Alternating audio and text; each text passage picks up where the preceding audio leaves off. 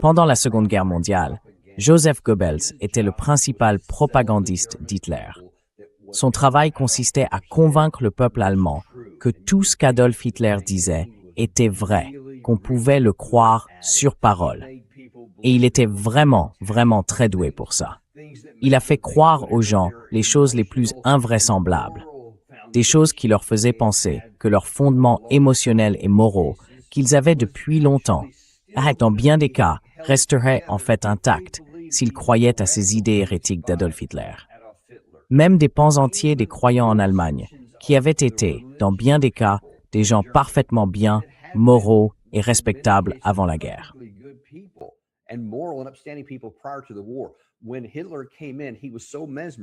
Quand Hitler est arrivé, il était tellement fascinant par lui-même.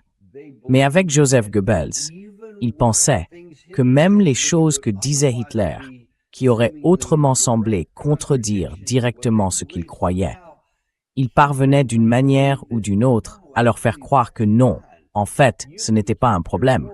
Vous pouviez garder votre morale et croire Hitler. En réalité, ce n'était même pas contradictoire. Et d'une manière ou d'une autre, ils y croyaient. Cet esprit est bien vivant aujourd'hui à Washington, D.C. Les histoires qu'on raconte, les affirmations qu'on avance, par tout un éventail de gens, du président jusqu'à tant d'autres personnes.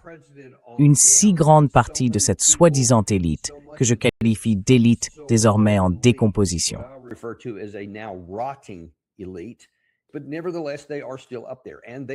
Mais malgré tout, ils sont toujours là et ils continuent d'avoir de l'influence. Certains sont capables de raconter les histoires les plus incroyables pour faire croire aux Américains qu'ils peuvent conserver leurs valeurs américaines traditionnelles, leur morale religieuse, tout en estimant que ce que le président Trump dit ou fait n'est d'une manière ou d'une autre pas en contradiction avec ses valeurs. Et aujourd'hui, ils avancent volontairement dans cette voie. Moi, je soutiens qu'en faisant cela, ils causent un tort profond à notre pays. Car les politiques que le président poursuit, surtout en ce qui concerne la guerre contre l'Iran, sont très clairement en contradiction avec nos valeurs historiques et notre morale religieuse.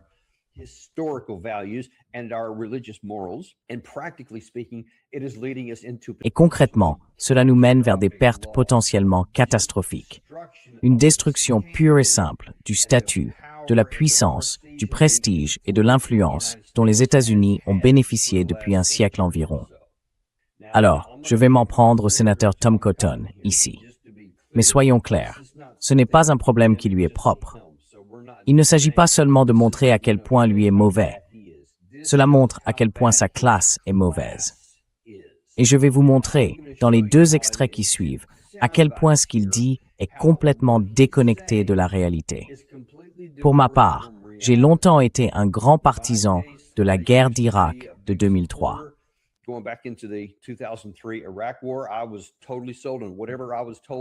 J'adhérais totalement à tout ce que le gouvernement me disait. Je le croyais entièrement, parce que j'avais confiance dans le gouvernement. Je croyais ce qu'on me disait pendant toute la période qui a précédé la guerre de 2003.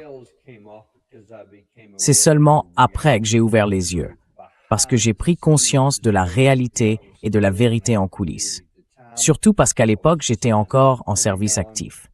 J'étais affecté au Pentagone. Donc j'ai vu de mes propres yeux ce qui s'était réellement passé. Et puis, j'ai pris une autre voie. Et nous voilà aujourd'hui. Passons à celui-ci. Laissez-moi d'abord vous montrer ce que disait Tom Cotton et pourquoi il est totalement favorable à une guerre totale contre l'Iran.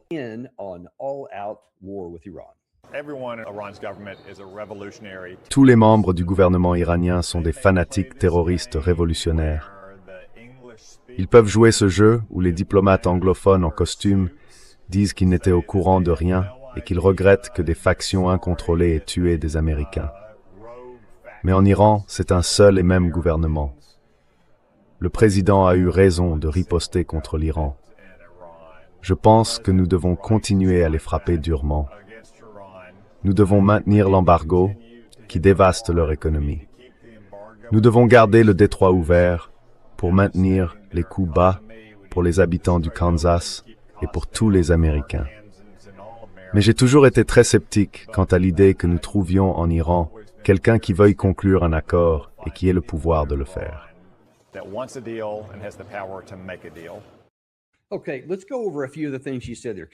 D'accord, revenons sur quelques-unes des choses que vous venez de dire, parce qu'il y en a qui sont vraiment importantes, et d'autres le sont peut-être davantage que vous ne l'avez ressenti. Regardons le premier point. Numéro 1, d'entrée de jeu. Il reprend littéralement le manuel du propagandiste, diaboliser son adversaire. Il dit donc qu'il n'y a personne en Iran à qui l'on puisse faire confiance, personne avec qui l'on puisse traiter, parce qu'ils sont mauvais. Ce sont des gens terribles. Ils ne disent jamais la vérité, et ce sont simplement des gens théocratiques et malfaisants. Or, il faut comprendre que, si vous posez cela comme prémisse de départ, comment pouvez-vous ensuite parvenir à un règlement négocié? Sur quelle base pourriez-vous jamais vous entendre avec un régime théocratique, malfaisant et mauvais? Vous devenez coupable par accommodement, par association.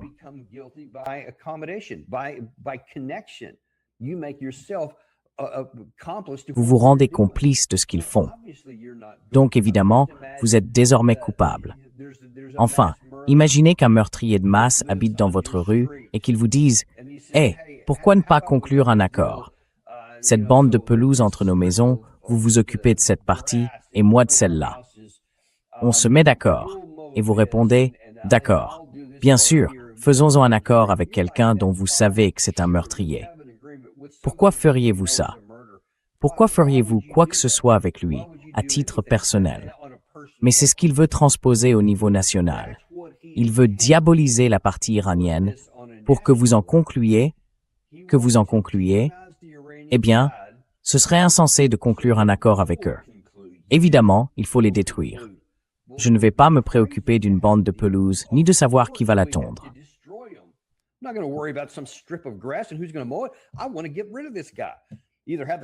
Je veux me débarrasser de ce type. Soit les flics viennent le chercher, soit je m'en occupe moi-même. Mais je ne vais pas vivre à côté de lui et avoir le moindre accord avec quelqu'un qui est méchant, mauvais, et qui pourrait vouloir me tuer, parce qu'on nous le dit tout le temps. Ce n'est pas seulement qu'ils sont mauvais, c'est théocratique. Ça veut dire qu'ils ont, vous savez, cette sorte de croyance messianique, pervertie et tordue. Et je pense au 12e imam, ou peu importe comment il l'appelle. On ne peut pas faire confiance à ces gens. Ils ne peuvent pas être rationnels. Mon Dieu, c'est pour ça qu'on ne peut pas les laisser avoir l'arme nucléaire, parce qu'ils l'utiliseraient, c'est certain. Même si personne d'autre ayant eu l'arme nucléaire ne l'a utilisée, à part les États-Unis. Mais depuis 1945, personne ne l'a fait. Pas même la pire Union soviétique communiste à l'époque, ni le pire Mao Zedong en Chine. Bien sûr, c'étaient de mauvaises personnes.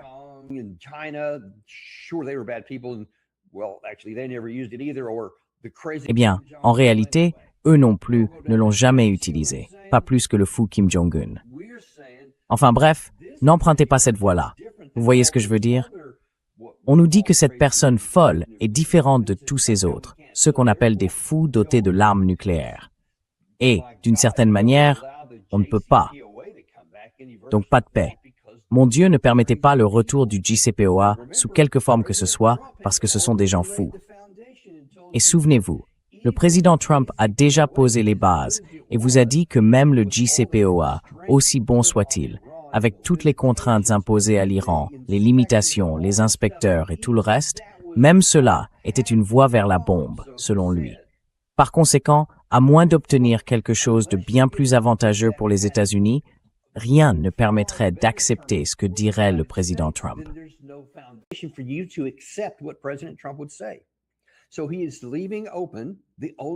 Donc, il laisse ouverte la seule voie possible, davantage de guerre. Et bien sûr, c'est ce que le sénateur Cotton expose ici. Ensuite, il tombe carrément dans la fiction quand il dit « Oui, je sais qu'ils se sont excusés d'avoir lancé des missiles qui ont tué des Américains en Jordanie et que ce n'est qu'un élément marginal des gardiens de la Révolution. Moi, je n'y crois pas. » Eh bien, n'y croyez pas, parce que ce n'est pas vrai. Il n'y a absolument aucune vérité là-dedans. Loin de s'excuser. Enfin, c'est quelque chose qui n'existe que dans l'esprit du président Trump. c'est de la pure fiction. Il n'y a absolument aucune vérité là-dedans. Non seulement ils ne se sont pas excusés, mais ils ont au contraire affirmé très clairement que cela continuerait si vous persistiez à faire ce que vous faites.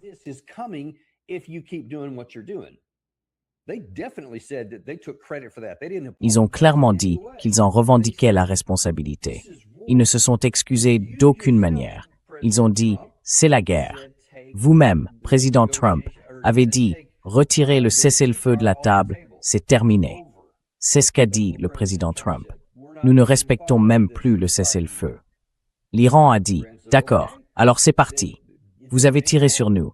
Nous ripostons. Vous tuez des soldats iraniens, des familles iraniennes. Nous ripostons. » Et leur intention était de détruire et de tuer des soldats américains. Alors, ne croyez pas ces absurdités selon lesquelles ils auraient présenté des excuses. Parce que ce qu'ils essayent aussi de faire là, pour que vous compreniez bien, ce n'est pas seulement de raconter une fiction. C'est aussi de dire « Hey, on ne peut pas leur faire confiance parce qu'on ne sait même pas qui commande. »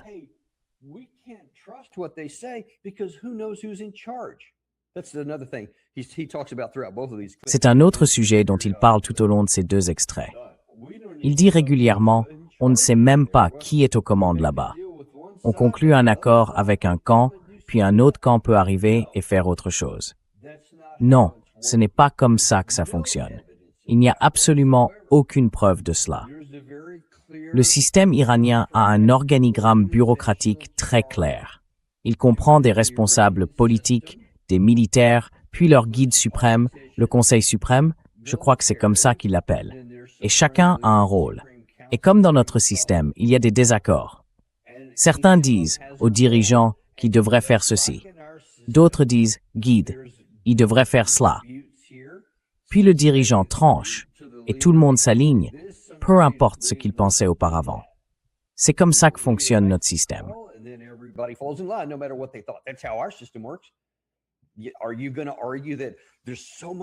Allez-vous soutenir qu'il y a tant de divisions en Amérique? On l'a vu l'autre jour même sur CNN. Le président des chefs d'état-major interarmés, le général Kane, et le vice-président lui-même disaient « Hey, on ne peut pas revenir à une guerre totale. Souvenez-vous, c'était le week-end dernier. On ne peut pas retourner à la guerre parce que nos stocks d'armes sont trop bas, etc. » Et puis le président Trump a apparemment changé d'avis. Doit-on en conclure? Mon Dieu, vous ne savez même pas qui commande là-bas. Si, vous savez qui commande. C'est le président Trump. Ces gens peuvent dire ce qu'ils veulent, mais c'est lui qui a le pouvoir de décision. C'est la même chose du côté iranien. Alors, ne tombez pas dans le mensonge selon lequel nous ne savons pas à qui nous parlons et que par conséquent, nous ne pouvons parler à personne.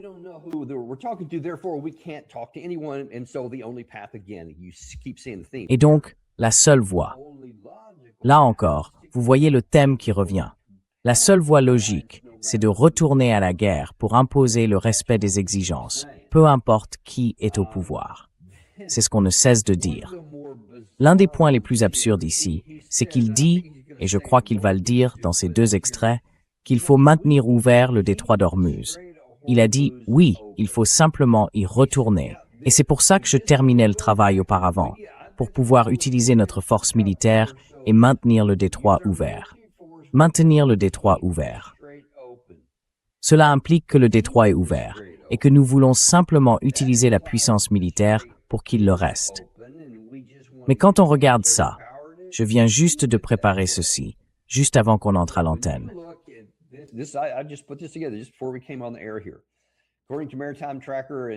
Selon Marine Traffic, Kepler, Lloyd's List Intelligence, la surveillance AIS et plusieurs autres outils de suivi maritime, au cours des 48 dernières heures, donc les 29 et 30 juillet, seuls 2 à 4 pétroliers chargés de pétrole ont transité par le détroit d'Ormuz. Au total, le trafic maritime, toutes catégories de navires commerciaux confondus, vraquiers, porte-conteneurs, embarcations locales et pétroliers, a été d'environ 19 transits par jour dans le détroit les 29 et 30 juillet. C'est une baisse de 85% par rapport au niveau historique d'avant le conflit. Donc le trafic global, toutes catégories réunies, représente environ 15% de ce qu'il était avant la guerre. Pour moi, ça ressemble à une fermeture. Et il n'y a que 2 à 4 pétroliers qui passent.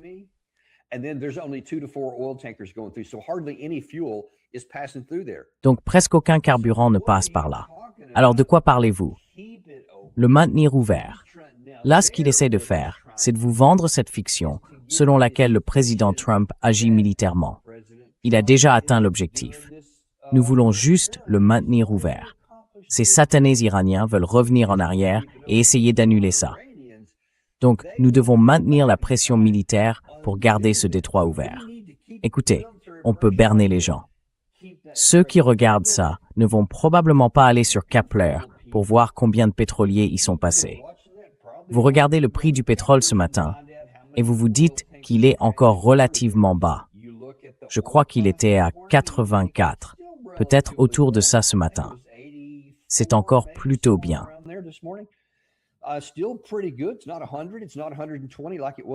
Ce n'est pas 100, ce n'est pas 120, comme ça l'a été à un moment dans le passé. Alors les gens se disent, d'accord, eh bien ça doit être vrai, mais ce n'est pas vrai.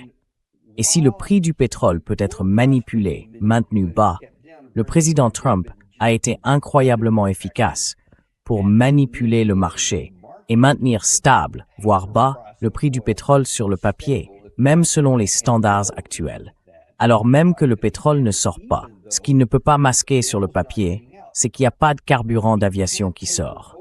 Il n'y a pas de diesel qui sort. Il n'y a pas d'engrais qui sort. Il n'y a pas d'aluminium. Il n'y a pas d'hélium. Toutes ces choses sont nécessaires pour créer de la production économique. On ne peut pas avoir de production sans les intrants. Le papier, ça ne compte pas. On peut manipuler le marché boursier.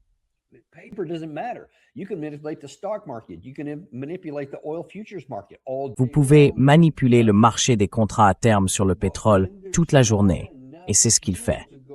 Mais quand il n'y a pas assez de carburant pour tout le monde, vous allez regarder la pompe et vous allez vous dire, bon sang, pourquoi le diesel est-il si cher aujourd'hui? Et puis, vous essayez de réserver des vols pour plus tard cet été. Vous vous dites, bon sang, pourquoi les billets d'avion sont-ils si chers? Pourquoi suppriment-ils certaines lignes? Parce qu'il n'y a pas assez de produits. L'offre physique réelle n'est pas là.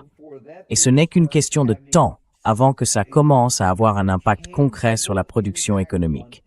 Et ça non plus, vous ne pouvez pas le cacher. Donc, on vous porte préjudice en vous faisant croire par la tromperie à quelque chose qui est manifestement, évidemment faux. Et les preuves que je vous montre ici, mesdames et messieurs, les voilà.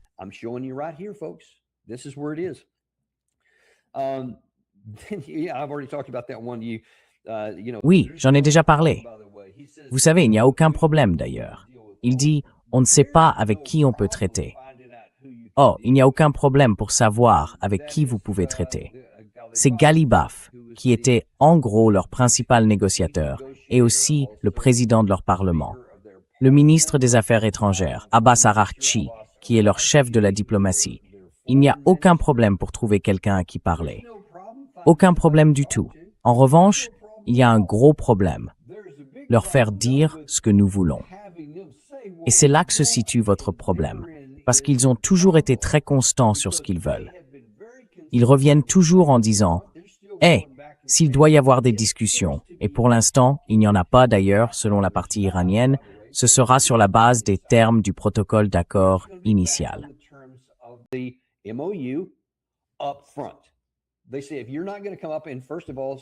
Ils disent que si vous n'arrivez pas en disant d'abord, voici nos fonds gelés qui vont être débloqués, voici les sanctions sur l'énergie qui vont être levées, et nous allons commencer à parler du fonds de reconstruction de 300 milliards de dollars.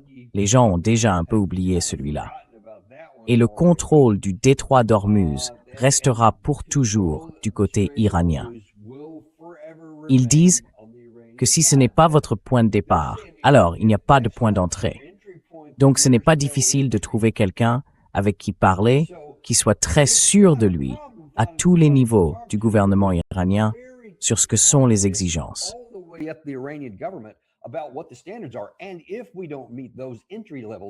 Et si nous n'atteignons pas ces seuils initiaux maintenant, Et d'ailleurs, cela vient officiellement du professeur Morandi, que nous avons reçu dans l'émission hier seulement. Il nous dit désormais, de manière non officielle en tout cas, puisqu'il est professeur à l'université de Téhéran. Il ne fait pas partie du gouvernement, donc il ne peut pas parler au nom du gouvernement. Mais il est assez étroitement aligné sur lui. Donc, quand il dit quelque chose, il faut y prêter attention.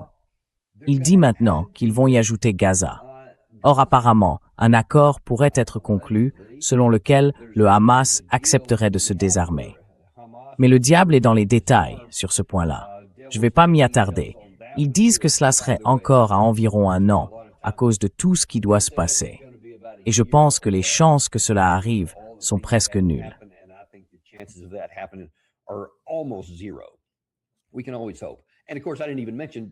On peut toujours espérer.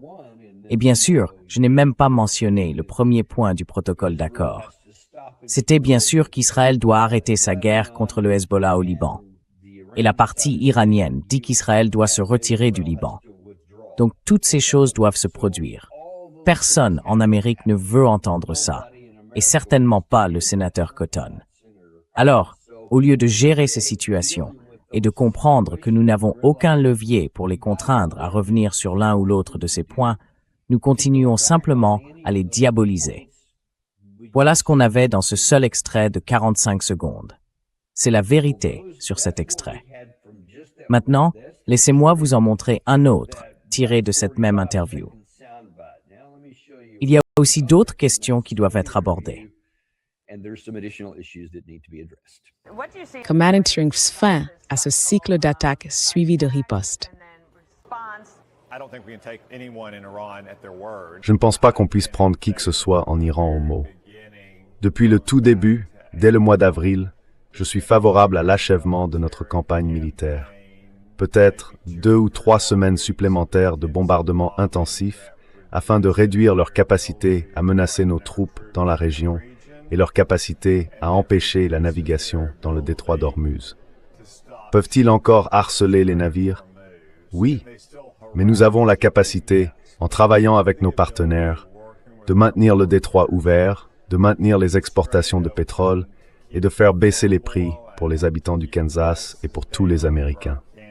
Ensuite, nous pourrons maintenir l'embargo à long terme. Il inflige à leur économie près d'un demi-milliard de dollars de dommages chaque jour. Je pense que c'est la meilleure ligne de conduite à suivre à partir de maintenant.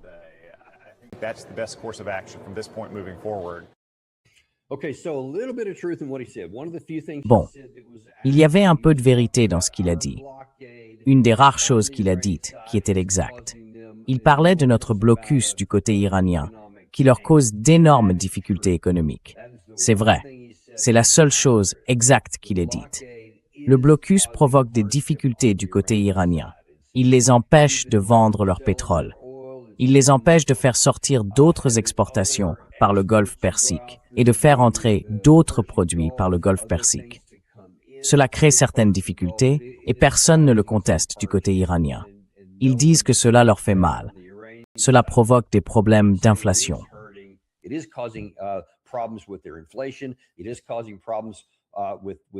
Cela leur pose des problèmes de revenus, etc., et de capacité à payer les gens. Apparemment, il y a beaucoup de difficultés à ce niveau-là. Mais comme nous vous l'avons dit souvent, et lui ne l'a pas fait, l'Iran est fondamentalement. Premièrement, l'Iran reconnaît qu'il s'agit pour lui d'un combat littéralement existentiel.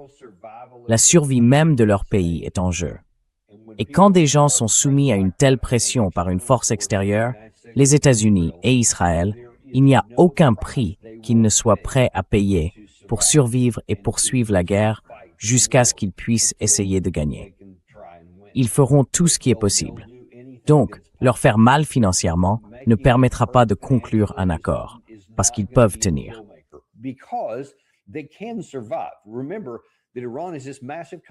N'oubliez pas que l'Iran est un pays immense, aussi grand que la majeure partie de l'Europe occidentale. Ils produisent presque toute leur nourriture. Ils ont de l'eau douce qui vient de leurs montagnes. À l'est, ils ont d'immenses frontières avec toutes sortes de pays, donc ils peuvent encore faire du commerce. Au nord, ils ont la mer Caspienne, qui leur permet à terme de commercer avec la Chine comme avec la Russie. Donc, il y a des voies de sortie. Ils ne sont pas coupés du monde. Vous ne pouvez pas sceller hermétiquement le pays. On ne peut même pas, à lui seul, fermer efficacement et complètement le détroit d'Ormuz, alors encore moins tout le reste, où nous n'avons littéralement aucune visibilité. Mais c'est ce que la partie iranienne comprend.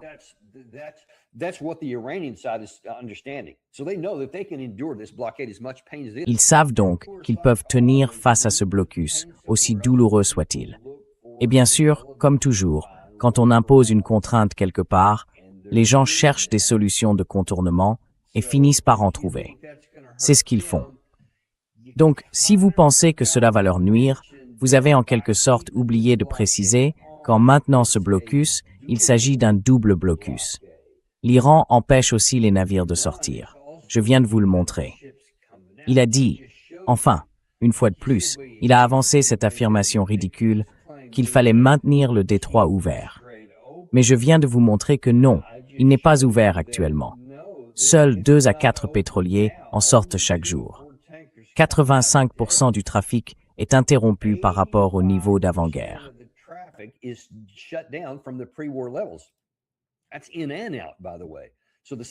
C'est à l'aller, comme au retour d'ailleurs. Donc ce qui se passe du côté iranien se produit aussi dans l'ensemble des pays du CCG. Et maintenant, évidemment, la situation s'est encore aggravée à cause de Bab el-Mandeb. Regardons cela de plus près. Il ne l'a pas mentionné, moi-ci. Vous pouvez voir qu'il y a encore des expéditions qui sortent.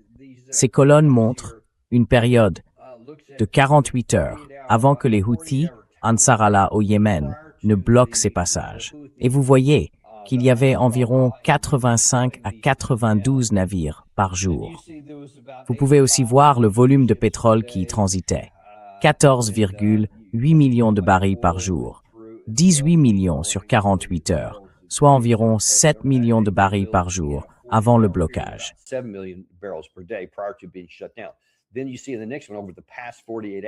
Ensuite, sur le graphique suivant, vous voyez que sur les 48 dernières heures, entre 70 et 80 navires sont passés, soit environ 35%. Cela représente donc une baisse de l'ordre de 15 à 20%, selon le jour dont on parle. Ce n'est pas un problème énorme pour le trafic total. Mais si vous regardez la colonne ou la ligne du milieu, vous voyez le flux total de pétrole. Sur une période de 48 heures avant la fermeture, il était de 7,4 millions de barils par jour. Or, sur les 24 dernières heures, il est d'environ 1,5 à 2 millions de barils par jour.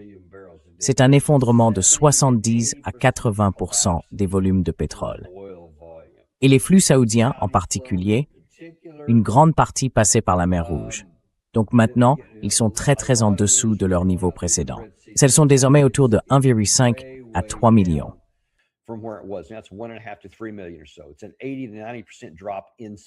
C'est une baisse de 80 à 90%, spécifiquement pour les barils saoudiens. Alors le sénateur ne vous dit rien de tout ça. Il a dit qu'il fallait garder le détroit ouvert. Il n'a pas mentionné le détroit de Bab el-Mandeb. Donc maintenant, le pétrole est bloqué, ou en tout cas fortement réduit, dans les 2 détroits. Et c'est aussi le cas d'autres produits qui entrent et sortent, des choses dont nous avons besoin. Alors ils vous manipulent et essayent de vous faire croire que tout va bien, qu'il ne faut s'inquiéter de rien, qu'on ne peut pas parler à ces gens parce qu'ils sont tous mauvais et malfaisants. Et puis au fait, ils ne savent pas qui est aux commandes. Donc on va simplement maintenir le blocus indéfiniment. On va continuer à leur faire du tort indéfiniment, sans voir que eux aussi ont un blocus qui nous fait du tort.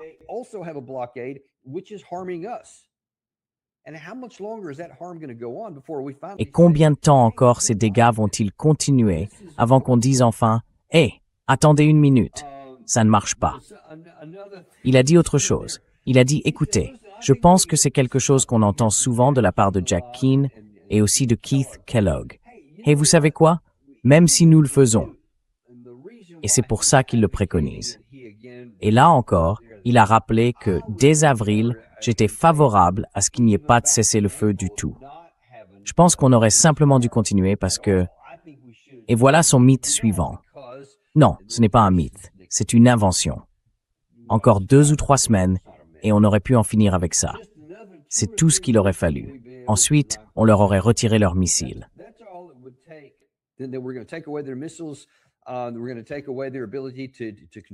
Nous allons leur retirer toute capacité à contrôler quoi que ce soit dans le détroit d'Ormuz, et tout le reste, c'est tout. Peut-être encore 2 à 3 semaines. Cela correspond aux informations selon lesquelles l'amiral Cooper, le commandant du CENTCOM, essaye de dire à tout le monde en ce moment « Hé, repartons pour une opération de 10 à 14 jours, avec une campagne de missiles encore plus importante, afin de détruire leur capacité de lancement de missiles et de mettre fin à cette guerre. » Ni l'amiral Cooper, ni le sénateur Cotton ne semblent savoir que nous venons littéralement d'essayer cela. Nous avons fait 13 jours de reprise des opérations. Vous vous souvenez, nous faisions ça, ce qu'on appelle parfois des représailles coup pour coup. Et la présentatrice de Fox News, à son crédit, lui a posé la question « Comment allons-nous sortir de ça ?»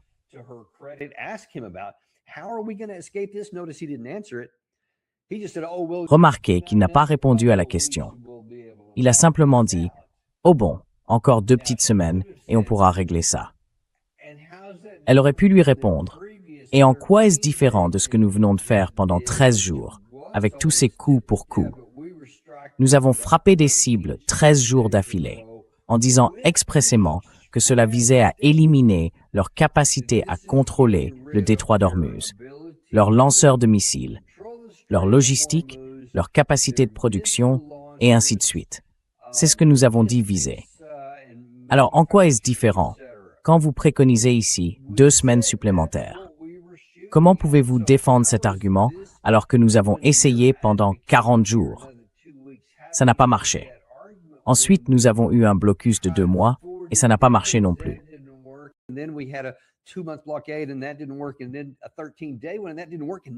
Et puis 13 jours quand ça n'a pas marché. Et maintenant, vous préconisez encore 2 semaines. En quoi ça va marcher? Qu'est-ce qui sera différent cette fois? C'est l'une des principales questions. Et vous savez, j'insiste beaucoup là-dessus.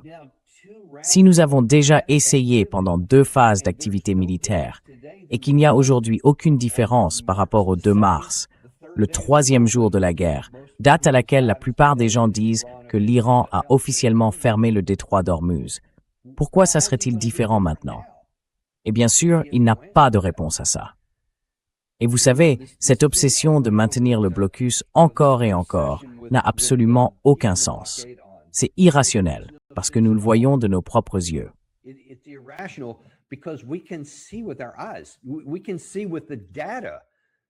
Les données montrent que le blocus iranien nous cause des difficultés économiques et que cela s'aggrave chaque jour où il reste en place, que ce soit à Bab el-Mandeb ou dans le détroit d'Ormuz.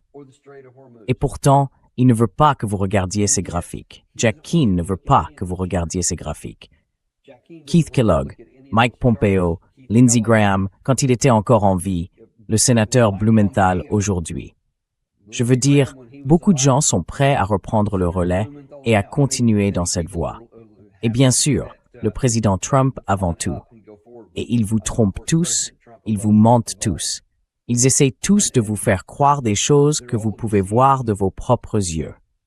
Même le présentateur de Fox News pose ces questions. Oui, comment allons-nous sortir de cette escalade de représailles? Comment allez-vous les arrêter?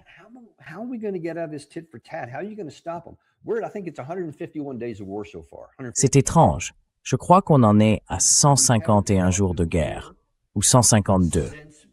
Nous ne l'avons pas arrêté auparavant.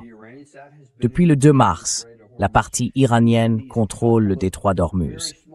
Même pendant ces quelques très courtes périodes où il était ouvert, il ne l'était que parce qu'ils avaient accepté, dans le cadre d'une négociation que nous avions signée, de le rouvrir.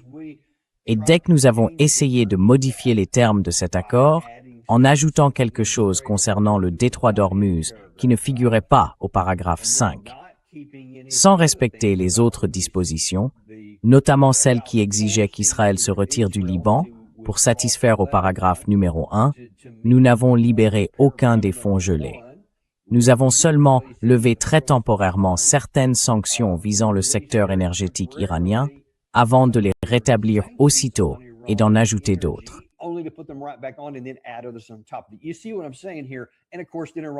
Vous voyez ce que je veux dire? Et bien sûr, l'Iran dit alors, d'accord, très bien, remettez-le tout de suite en service.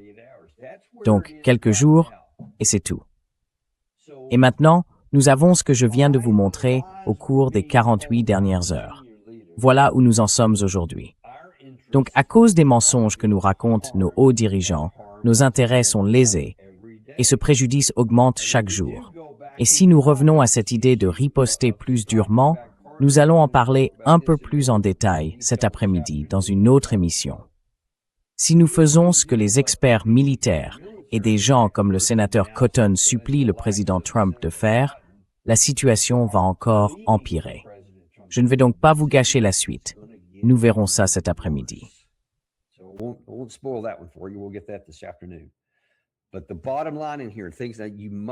Mais l'essentiel, ce que vous devez retenir, c'est qu'on vous ment. N'acceptez pas ces mensonges, surtout quand ils contredisent ce que vos propres yeux voient. Creusez un peu plus, regardez cela de plus près, parce que vous pouvez voir que tout cela est une fraude. Et cette tromperie n'est pas dirigée contre l'Iran. Elle est dirigée contre vous, le peuple américain. Merci beaucoup tout le monde. On se retrouve plus tard cet après-midi dans le Daniel Davis Deep Dive. J'y expliquerai ce qui pourrait se passer si nous suivons ce conseil et si nous repartons vers une frappe plus importante par la suite. Merci, Dan. À tout à l'heure dans le Daniel Davis Deep Dive. Vous savez, nous n'avons pas de sponsor parce que nous détestons vous matraquer de publicité. On les aime pas. Alors, Mamat Jamour en Moutour, Mahanivur, et envoyez-nous si à Ketingisi City sont pour vous.